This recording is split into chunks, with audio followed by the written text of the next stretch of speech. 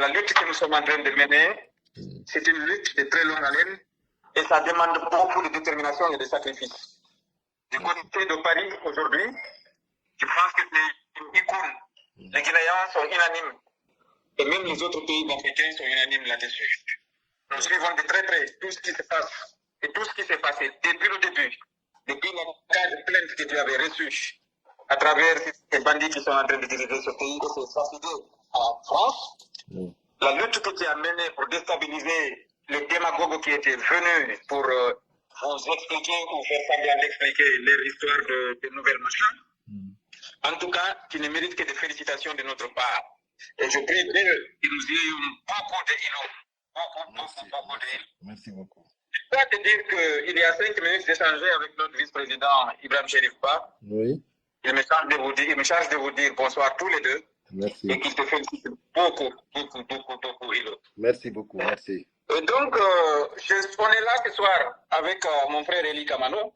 Comme vous le savez, c'est un leader d'opinion, un artiste engagé, un activiste africain. Et surtout un défenseur des droits de l'homme. C'est là extrêmement important, il faut le préciser. Parce que tout simplement, aujourd'hui, toute la jeunesse guinéenne est dans le même temps.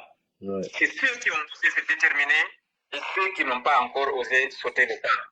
Mais aujourd'hui, tous ceux qui vivent de leur propre poche, tous ceux qui sont dignes de leur courage et de leur engagement, tous ceux qui assument leur volonté sont aujourd'hui du côté de la vérité.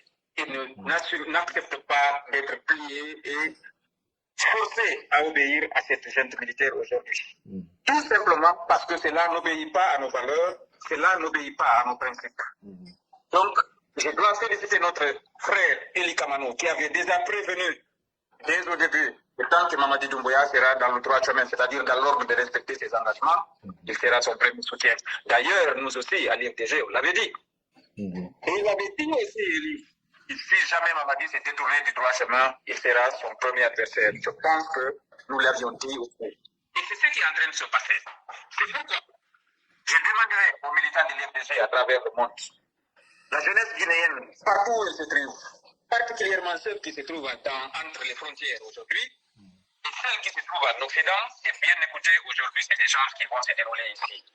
Parce que je pense qu'aujourd'hui, nous devons tous être d'accord que l'enjeu aujourd'hui est plus important qu'un parti politique. L'enjeu est plus important qu'un leader politique. L'enjeu est plus important que n'importe qui.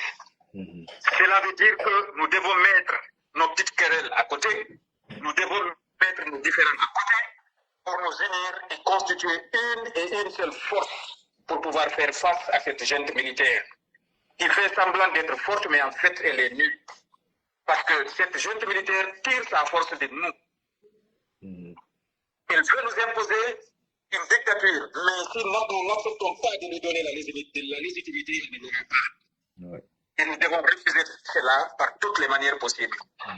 Et aujourd'hui, je vous demanderai personnellement de soutenir et de donner la force à tous les dignes fils de Guinée qui s'opposent, que ce soit frontalement, scientifiquement, intellectuellement, quels que soient les moyens pour pouvoir arriver au bout de cette junte militaire. Et donc, aujourd'hui, nous constituons une synergie.